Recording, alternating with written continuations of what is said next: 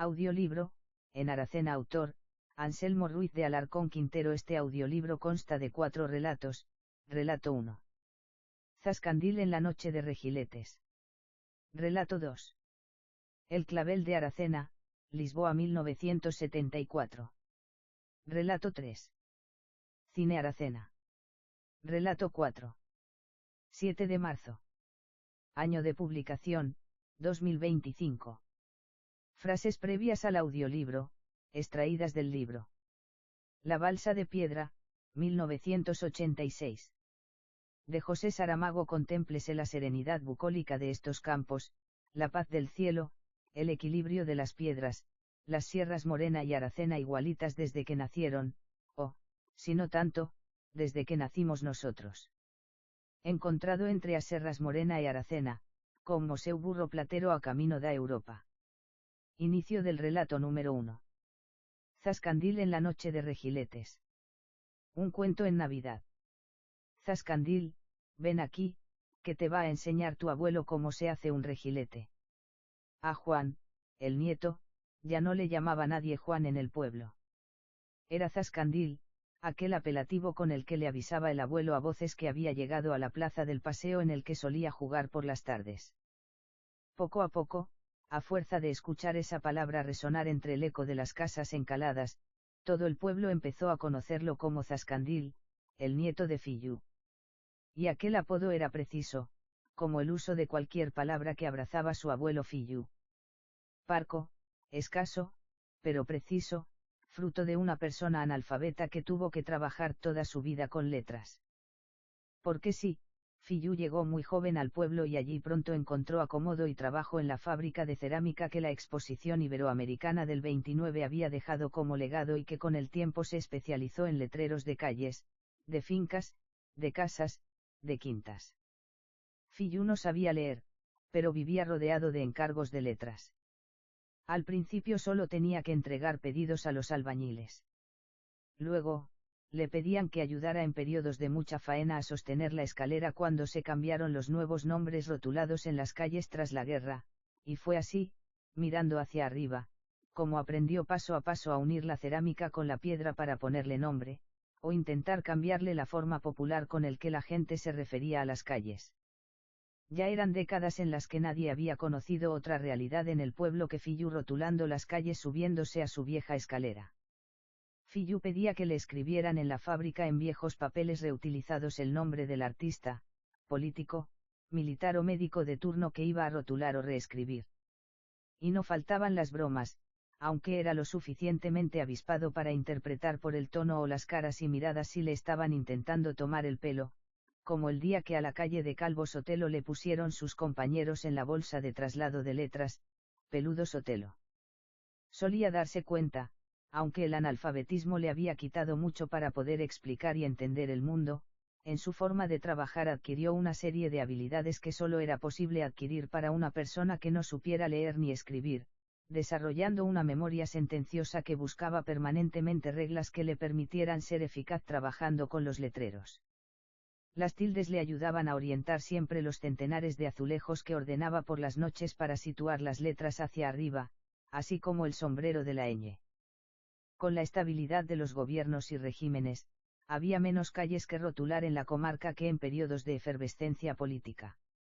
Los encargos empezaron a escasear. Solo puntualmente ante arreglos y reforma la fábrica generaba ya trabajo y a Fillú le convencieron, siendo padre ya, que se fuera a guardar casas de monte en bosques cercanos al pueblo. Aquello lo alejó del día a día de la localidad, pero le acercó a la naturaleza. Los bosques que él guardaba eran robledales, alcornocales, encinares quercíneas, pero nunca castañares, de más alta alcurnia económica. Y así Fillú fue criando a sus hijos junto a su mujer en el bosque, en una crianza que conllevó otro analfabetismo lejos de escuelas a sus descendientes. Pero su nieto no. Su nieto Juan, o Zascandil, como era conocido en el pueblo, gracias al abuelo pero sin que él lo pretendiera, sí fue a la escuela. Pertenecía a la primera generación plenamente escolarizada de la comarca. Y aquella tarde correteaba por los encinares que guardaba el abuelo, muy celoso de no dejar pasar a los nietos a las fincas aledañas. Pero abuelo, si no nos va a ver nadie, vamos a cruzar un segundo a coger castañas y hojas de castaños para el rejilete, dijo Zascandil. Que no, Zascandil, replicó el abuelo, siempre dando una tonalidad a ese término como adjetivo y no como nominativo. Zascandil, Juanito, que no nos busques la ruina a los castañares, nunca ha pasado nadie de nosotros y así nos llevamos bien. A las cuadrillas para trabajar aquí las traen de Galaroza ellos en sus castaños y nosotros con nuestros alcornoques. Si vemos a alguien que entra a coger castañas, nosotros a lo nuestro, pero en 40 años nadie de la familia ha pasado a la finca de los castaños, vale. Ahí están bien, nos protegen, el resto de encinares del pueblo cuando ha habido fuego han salido ardiendo, pero esa madera de castaño es mágica, nos protege, hace que el fuego se pare, no sé el motivo, pero siempre que hubo un incendio la parte de los castaños hacía de cortafuegos. Juanito, estudia y un día me cuentas cómo es posible que los castaños paren el fuego. Y el nieto le replicó, vale abuelo. Pero cuando descubra lo de los castaños, a cambio un día cruzamos a los castañares. Que me aburro de tener que esperar todos los años que nos traiga el viento las hojas de castaño al monte. Yo quiero cruzar un día. Y el abuelo Fillú zanjó, aquí los castaños están más vigilados que el oro. Pídeme otra cosa, que aunque me dejaran ser guardia de los castaños no me iban a dejar cruzar con nadie, ni contigo. El nieto Juan, Zascandil, cumplió el ritual con el abuelo que todos los 7 de diciembre cada año realizaba al regresar del colegio, o bien de mañana, si tocaba ese año en fin de semana. Corría hasta la casa de aperos donde se sentaba el abuelo y allí recogían las hojas de castaño que el viento había dejado en la linde del muro de piedra que miraba a las minas. Con esas hojas enhebraban los primeros regiletes que llevaban por la noche a la fiesta en los que los niños los quemaban girando, en un ritual centenario que los turistas asemejaban a una especie de mezcla de Noche del Fuego de San Juan con las fallas en diciembre, y que los antropólogos vinculaban a purificaciones con fuego redentor, incluso especulando sobre un posible origen celta. Pero aquellas hojas daban para 2 o 3 regiletes. Claro, podía bajar a los caminos y buscar hojas, más castañas, pero él quería hacerlos allí, junto al abuelo. Juan el Zascandil era aplicado en el colegio, inquieto, pero cumplidor. El primero de la familia que supo leer. Y eso hizo que pronto empezara a acompañar al abuelo a la fábrica de cerámica cuando había algún letrero que componer. Un día, de repente, Juan el Zascandil dejó de acudir al colegio del pueblo. Como tantas veces. Y luego, igual que se iba sin avisar, o sin poder avisar, regresaba. Juan empezó a vivir de manera intermitente en el pueblo. Sus padres se hicieron temporeros.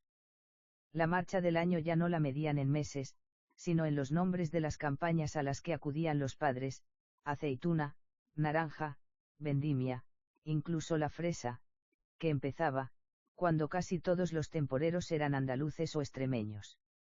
La vida así era algo más aburrida, más triste para el abuelo. Pero cuando las temporadas devolvían al nieto al pueblo, ambos se unían más que antes. Los dos empezaron a acudir de madrugada a la fábrica de cerámica porque llegó un encargo gigantesco de cambios de nombre en la comarca, con la transición ya avanzada, las primeras elecciones municipales, y en todos los pueblos y aldeas se estaban ordenando cambios en la rotulación. Al abuelo Fillú ya le pillaba mayor, pero contaba ahora con la ayuda de su nieto de 12 años. Abuelo, vamos a hacer una cosa esta noche, comentó Zascandil. Esta noche no vamos a hacer como siempre dejando los letreros preparados para el día siguiente. Por favor, esta noche llévate un cuaderno, el que tienes con los teléfonos cuando vas a llamar a la estación, y un lápiz. Aquella noche discutieron. El abuelo estaba impaciente por cumplir los encargos. A regañadientes aceptó las primeras lecciones del nieto sobre vocales, consonantes. Días después la reacción se convirtió en colaboración y ya hasta empezó a aprender algunas normas de ortografía. Pero al aprender los encargos se resintieron. Aunque la ventaja era que había tantas calles que rotular en tantas localidades, que nadie reprochaba errores que antes hubieran sido imperdonables. Porque el nieto le podía acompañar de noche cuando dejaban los letreros hechos, pero no de día, cuando el abuelo fijaba los nombres a las calles. En todo caso, cuando podía, Zascandil acudía 1 o 2 días después y si había algo que corregir, como una Z al revés que por la tipografía se parecía a una S o el dichoso número 0 y letra O, pues se corregía posteriormente. Abuelo, en esta temporada que he echado con mis padres en Badajoz he estado viendo los letreros de las calles, me han encantado, llevan la profesión siempre de la persona que tiene el nombre de la calle. El rendimiento escolar, con tantas temporadas, idas y venidas de Zascandil, bajó. Pero seguía siendo atento, inquieto y con ganas de aprender. Otro día, Zascandil dejó de acudir al pueblo. A nadie le llamó la atención. Se habrá ido a la fresa. Volverá pronto. Sí, se fue con sus padres a la fresa. Pero no regresó. La explosión del turismo de la costa hizo que los padres encontraran trabajo en los gigantescos hoteles que no daban abasto para afrontar la demanda, contratando a todo aquel que se encontrara disponible. Por primera vez, los padres de Zascandil dispusieron de estabilidad y desahogo económico. Nadie se despidió en el pueblo de Zascandil. Más niños del pueblo se fueron a vivir a la capital, a otras capitales, a la costa, al extrarradio de las capitales, pero regresaban periódicamente. Ellos sí tenían casa en el pueblo. El ritmo frenético de trabajo de los padres de Zascandil no les daba prácticamente tiempo para respirar, y casi menos en vacaciones. El pueblo se quedó sin las risas de Zascandil, sin su brillo. Y se diluyó ese recuerdo al igual que su marcha en una despedida que no existió, más allá de los momentos puntuales en los que el abuelo bajaba al mercado y le preguntaban por sus hijos y nietos. ¿Y Zascandil? ¿Cómo está Zascandil?, le preguntaban en el mercado. ¿Quién es Zascandil? Tú dices mi nieto Juan, no. Joyo, ahora te he pillado. Sí, muy bien, con sus estudios y sus cosas. Y no vienen mucho, ¿no?, le volvían a preguntar. A ver si vienen para los Regiletes algún año, que a él le gustaban. Y el abuelo respondía eso, a ver si vienen. Dice la canción: no vuelvas al lugar al que has sido feliz. Pero ¿qué ocurre en los lugares en los que has sido infeliz? Para algunos emigrantes de la comarca, el regreso era extraño y muy limitado. Las comodidades de un trabajo seguro y bien pagado generaron vínculos de una nueva vida que hacía omitir el regresar al pueblo o al monte con el abuelo. Ya hacía muchos años que no se había visto a Zascandil por el pueblo. Volvieron solo para el entierro del abuelo unos años después. Zascandil era todavía adolescente. Y pasaron después décadas.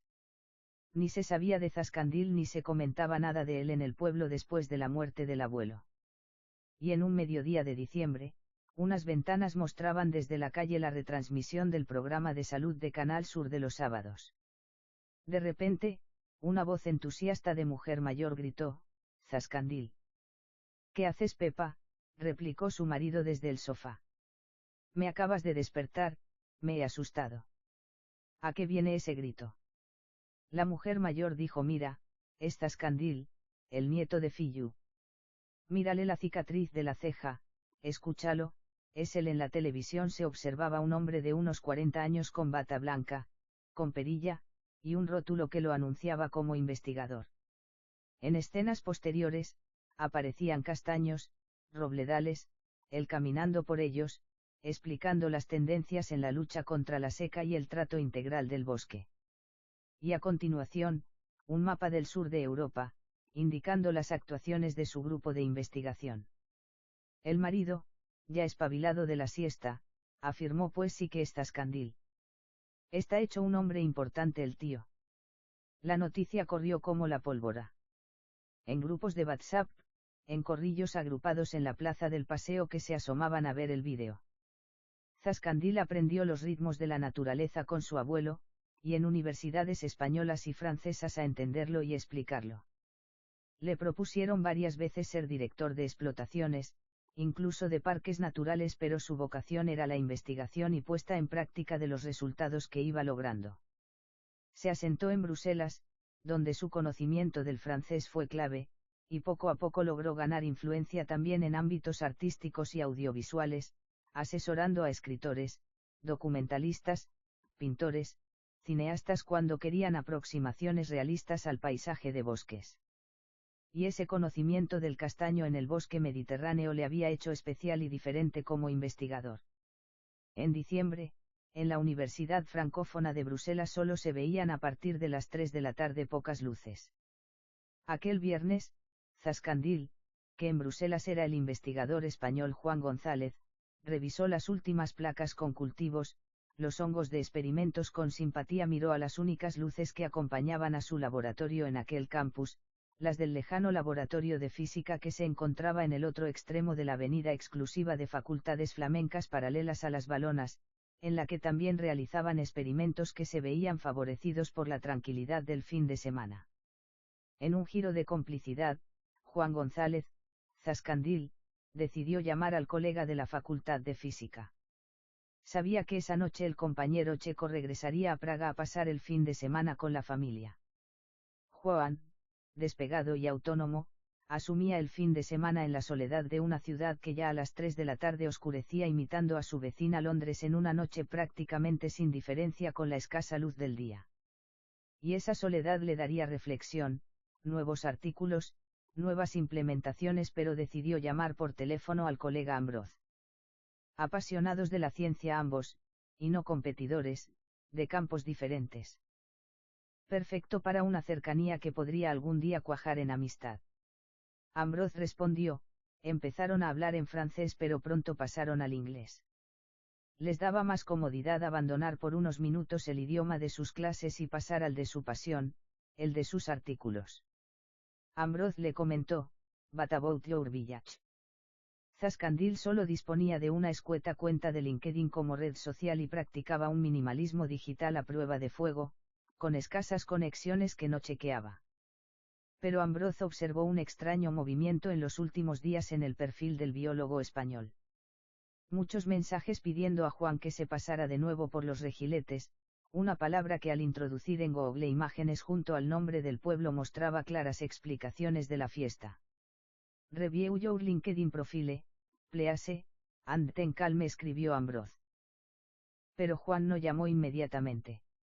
Se quedó impresionado ante la multitud de mensajes que desde el sábado por la tarde previo hasta ese mismo viernes había recibido por LinkedIn. Antiguos compañeros, hijos de maestros que le dieron clase señalando la alegría que les dio haber vuelto a saber de él por ese programa de Canal Sur. Entre los mensajes, se encontraba una propuesta para dar una conferencia sobre su labor en el Teatro del Pueblo, en una fecha que le conviniera. Zascandil sintió una llamada interior. Todo lo que había dejado atrás durante décadas empezó a recorrer su cabeza. Buscó rápidamente en webs de buscadores vuelos para ese mismo día a Sevilla. 6 de diciembre, viernes. Mañana son los Regiletes. Zascandil llamó ya a su colega checo desde el aeropuerto. Le pidió disculpas por no haberle llamado antes. Y empezó a escuchar un eco en la llamada. Extrañado, retiró el móvil. Lo miró. Lo que ocurría era que su compañero Ambroz estaba muy cerca, en una puerta de embarque próxima. Zascandil le comentó a Ambroz lo que había ocurrido. El checo, extrañado ante el apasionamiento de su habitualmente gélido colega, se entusiasmó también y empezó a buscar en su móvil opciones para poder volar con él a Sevilla inmediatamente y acompañarle a la fiesta de los Regiletes del día siguiente. Unas horas después, Juan Zascandil y Ambroz el checo habían llegado al pueblo en un coche alquilado. Hace décadas, desde el entierro del abuelo, que Zascandil no había regresado. En el camino le comentó al checo la historia de su abuelo y cada vez que veían un letrero de calles por el pueblo, Zascandil identificaba si seguía siendo parte de la cerámica que su abuelo colocó. Cuando caminaban sorteando en las primeras horas de sobremesa a los niños que corrían ya con regiletes en sus manos, apareció el primer reencuentro. Ambos se reconocieron. Sí, era el cámara del vídeo comunitario. Abrazos, enhorabuena. Te vendes caro, anda que no has tardado años en volver. Bajando a la candela más multitudinaria, un momento sobrecogió a Zascandil. Un letrero que él no sabía que su abuelo había colocado, pero intuyó que había sido él. Una Q mayúscula de la palabra Vázquez situada al revés. El cámara, que los acompañaba, le dijo sí, ese letrero lo puso tu abuelo. Puede que fuera de los últimos que puso. Ambrose el checo no entendía gramatical ni semánticamente nada, pero sí supo por el contexto lo que ocurría. ¿A qué hora tenéis el vuelo de vuelta?, le preguntó el cámara. Zascandil respondió que a primera hora, y que era ineludible tanto para él como para su compañero tomar aquel vuelo. Quiero que veas algo, puedes venir mañana a primera hora a mi casa, dijo el cámara. ¿Qué es?, preguntó Juan el Zascandil. Un vídeo que quiero que veas, dijo el cámara. Mándamelo por correo electrónico o LinkedIn, indicó Juan. Vale, lo digitalizo y te lo envío, concluyó el cámara. Pasaron los meses. Zascandil no tuvo noticias del cámara. Y al 6 de diciembre siguiente, con la misma oscuridad de las 3 de la tarde del final del otoño de Bruselas, Zascandil recibió un mensaje en LinkedIn, que leyó en su laboratorio de la universidad, con el siguiente texto: Zascandil, Juan, aquí tienes lo que te comenté. La grabación no la hice yo sino un cámara de Encinasola. Nunca llegó a emitirse porque se escuchaba mucho viento en la grabación. De hecho, hasta hace un par de años no nos dimos cuenta de lo que tenía al completo. Zascandil llamó al colega checo Ambrose. Le esperó hasta que cruzó el kilómetro aproximado de los dos campus paralelos para descargar el archivo de varios gigas, abrirlo y visionarlo. El vídeo se iniciaba con una secuencia en el barrio de la iglesia y el antiguo cabildo. Secuencia sin montaje, con enfoques a tierra mientras se caminaba, preguntas a distintas personas y transeúntes sin un criterio fijo. En uno de los cortes, apareció la fábrica de cerámica, y de fondo Fiyu, el abuelo. ¿Cuántos años lleva usted trabajando aquí?, preguntó el reportero de Encinasola en el vídeo. No los he contado, deben ser más de 50, a deshoras, cuando hay faena, respondió Fiyu, el abuelo. ¿Y qué tal el trabajo aquí?, dijo el reportero. Pues ahora sin mi nieto, que se fue con los padres a la costa, peor. Él me ayudaba, porque yo no sabía leer, respondió Fiyu. No sabe leer, ya sí, y trabajaba aquí haciendo los letreros. Preguntó el cámara. Ahora es más fácil. Mi nieto me enseñó a leer, lo poco que sé es gracias a él. Aunque ahora han salido unos cursos para los viejos y me he apuntado, indicó Fiyu. Muchas gracias, podemos acompañarle a observar cómo sitúa alguno de sus letreros, preguntó el reportero. Claro que sí. Mire, ahora voy a poner el letrero de José Andrés Vázquez, además es en una calle inclinada, voy a necesitar ayuda, ¿puede usted?, comentó Fiyu. Claro, dejo el trípode puesto y le ayudo, respondió el reportero de Encinasola. En las siguientes imágenes aparecía Fiyu algo nervioso por la presencia de la cámara, situando las letras, y aparecía el momento justo en el que colaba la Q. ¿Sabe? Con esta siempre tengo dudas. Si estuviera aquí mi nieto unos meses después de haber visto aquel vídeo, el periódico provincial mostraba en portada un titular: Provincia, Sierra. Juan González, el nieto que enseñó a leer a su abuelo. Imparte una conferencia esta mañana sobre la resiliencia del castaño en el Teatro Sierra. Al día siguiente se emitió en la televisión local, que ya no era la misma del cámara, la grabación de aquella conferencia. Tecnicismos, mapas, gráficos estadísticos, pero un inicio que llenó de emoción a un público que más allá del conocimiento técnico quería encontrar un referente. Zascandil empezó a hablar ante ese público. Me dijo mi abuelo que respetáramos el castaño, aunque realmente no fueran nuestros, aunque realmente no pudiéramos acceder a ellos. Y le hice creer que le echaba cuenta, pero cuando supuestamente tenía que regresar por las casas de monte con mis padres, yo cruzaba de noche aquellos muros de piedra, a veces inestables, saltaba por verjas e incluso pasaba por debajo de las mallas que en esa época empezaban a situar.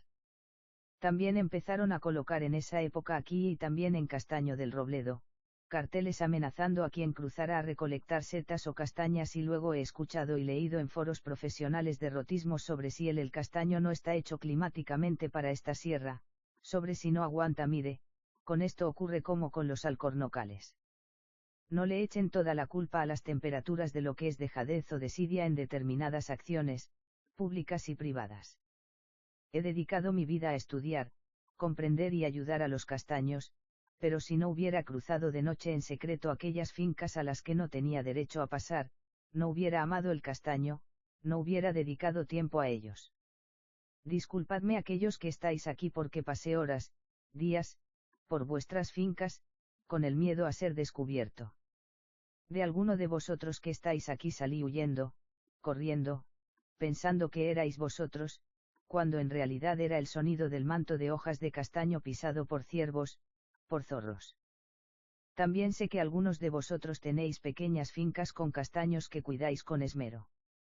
Pero no caigamos en derrotismos, si lo cuidamos, al castaño le queda mucha vida en la sierra, la acidez de nuestro suelo es idónea. Y por favor, sí, está bien que cada otoño os preocupéis de las campañas para que no arrasen los turistas y ladrones vuestras fincas, pero vamos a preocuparnos también de llevar a los colegios a los castañares, a que niños y niñas corran entre ellos, a reconocer cuando pisamos un erizo entre el manto de hojas más allá de los senderos que nos dejan alguna migaja. Vamos a ponernos las pilas, esto es poner en valor.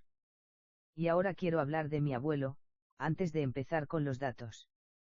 Abuelo, aunque no me escuches ahora, esa Q que pusiste al revés la conocí mucho tiempo después. No fue un error, fue un proceso de aprendizaje. Y queda más bonito así, para siempre, la Q invertida en la palabra Vázquez, testimonio de quien aprende. Podrán ver en las siguientes diapositivas que aparece siempre en el pie de página una Q al revés, es el logo de mi empresa de consultoría, como homenaje al espíritu de superación de mi abuelo. Y en la siguiente noche de Regiletes, Zascandil observa las candelas desde montes cercanos a San Ginés, pensando que quizás en Navidad pueda regresar a ese lugar unas horas antes de anochecer, antes de viajar desde su laboratorio de Bélgica hasta Zaventem. Un día, de repente, Juan el Zascandil volvió a regresar al pueblo. Sin avisar, poco a poco, regresó, en el camino inverso a cuando ese niño, hijo de temporeros, nieto de analfabetos, fue dejando también poco a poco el pueblo. Dicen que si escuchas pisar mantos de hojas de castaño, encontrarás a un científico despistado consultando vuelos a Bruselas en su móvil cuando se da cuenta que tiene que volver. Pero tendrá que comprobar cómo regresar por zarzales y muros de piedra que siguen en su alma. Y en esas noches cercanas a la Navidad, cuando el científico Juan González escucha crujir suavemente las hojas del castaño por el posado de un ave, quiere creer que quizás al darse la vuelta sean en realidad los pasos de su abuelo, que acude para cumplir la promesa de acompañarle por los castañares donde nunca pudo llevar de la mano a su nieto, al que se acerca sigiloso para volver a llamarle Zascandil.